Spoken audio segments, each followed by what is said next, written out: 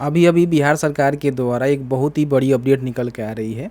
बिहार सरकार के द्वारा कैबिनेट में जो है यहाँ पे स्वीकृति दो चीज़ों को लेकर दी गई है, जिसमें अब यहाँ पे सरकार क्या है ना कि ग्रामीण क्षेत्र में 50 रुपये से लेकर जो है 5,000 रुपये तक की जो होल्डिंग टैक्स होता है ना, उसको यहाँ पे उछलने जा रही है, जिसको लेकर कैबिनेट में स्वीकृति दे दी गई है। इसके साथ ही साथ अभी जो पंचायत है आपका, जैसे कि आप सभी को पता ही होगा कि अभी जो 8,054 पंचायत है, तो इसको यहाँ पे बढ़ाए जा रहे हैं। कहीं ना कहीं अब यहाँ पे बढ़ाए जाएंगे पंचायत, तो अलग अलग पंचायत भी यहाँ पे डिवाइड होगा।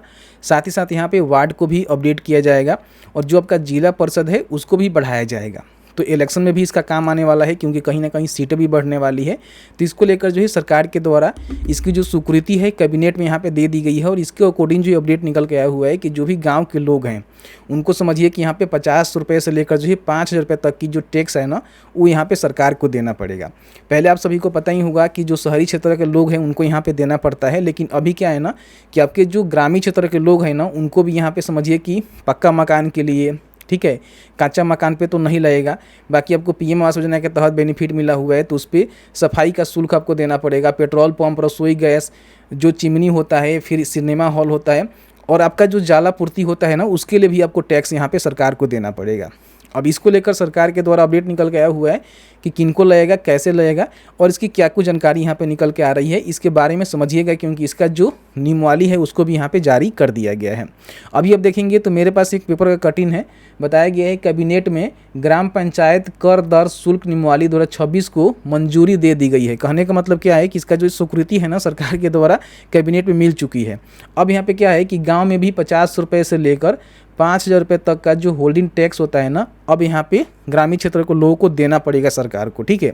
अब इसमें देखिए कुछ महत्वपूर्ण जानकारी है, उसको हम समझाएंगे, लेकिन उससे पहले मैंने एक और चीज़ों को लेकर चर्चा किया कि जैसे कि आप सभी को पता ही है कि अभी जो है 8,053 यहाँ पे पंचायत है, लेकिन अब इसका जो है परिसीमन होने जा रहा है, तो कहीं ना कहीं 12,500 पंचायत यहाँ पे पूरे बिहार में हो जाएंगे। तो अब समझिए कि जो पंचायत इलेक्शन होने वाले हैं ना, उसमें भी ज़्यादा कैंडिडेट को मौका यहाँ पे देखने को मिलेगा। जैसे कोई मुखिया बनना चाहता है, वार्ड बनना चाहता है, या फिर सरपंच बनना चाहता है, या फिर और भी कई सारे पोस्टेड होते हैं, जिला परिषद बनना चाहते हैं, तो ज़्यादा सीट भी यहाँ पे आपको देखने को मिलेगा। देखिए वार्ड की संख्या अभी 1,09,000 है, अब यहाँ पे 1,75,000 हो जाएगा। और बाकी जिला जो परिषद होते हैं उनका 1160 है, लेकिन अब 1760 यहाँ पे उनका समझिए कि पोस्ट हो जाएगा। और साथ ही साथ ये सारे निकाय की जो संख्या है उसको बढ़ाया भी जाएगा। देख रहे हैं ना, ये जानकारी यहाँ पे निकल के आया हुआ है। देखिए बताया गया है कि वर्ष 2011 की जनगणना के आधार पर क्षेत्र निर्धारित होंगे। अब नए परिसीमन के आधार पर ही राज्य में अलग अलग ग्राम पंचायत चुनाव कराए जाएंगे। ये भी यहाँ पे अपडेट निकल के आ रहा है। तो ये तो अपडेट समझिए कि उनके लिए है जो यहाँ पे मुखिया सरपंच बनना चाहते हैं, और अपने जैसे कि आपके लिए भी है, क्योंकि गाँव भी यहाँ पे पंचायत भी अलग हो जाएंगे, कई सारे वार्ड भी अलग हो जाएंगे, कई सारे जिला परिषद क्षेत्र भी अलग हो जाएंगे, ठीक है। लेकिन जो यहाँ पे महत्वपूर्ण अपडेट है उसके बारे में आपको पता होनी चाहिए। देखिए बताया गया है कि राज्य के ग्रामीण क्षेत्रों में भी शहरों की तरह होल्डिंग टैक्स समेत अन्य तरह के कर यहाँ पे, यानी कि जो भी टैक्स होता है उसको देना पड़ेगा।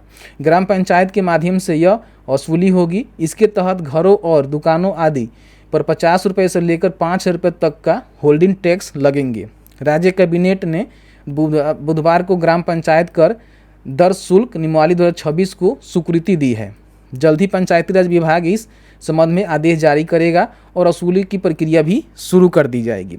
देखिए बताया गया है कि मकान, दुकान और जो भी आपका व्यावसायिक संस्थान है उस पर जो है शुल्क यहाँ पे वार्षिक आपको देना पड़ेगा, लेकिन जो आपका जलापूर्ति शुल्क है वो आपको मासिक के रूप में पे करना पड़ेगा।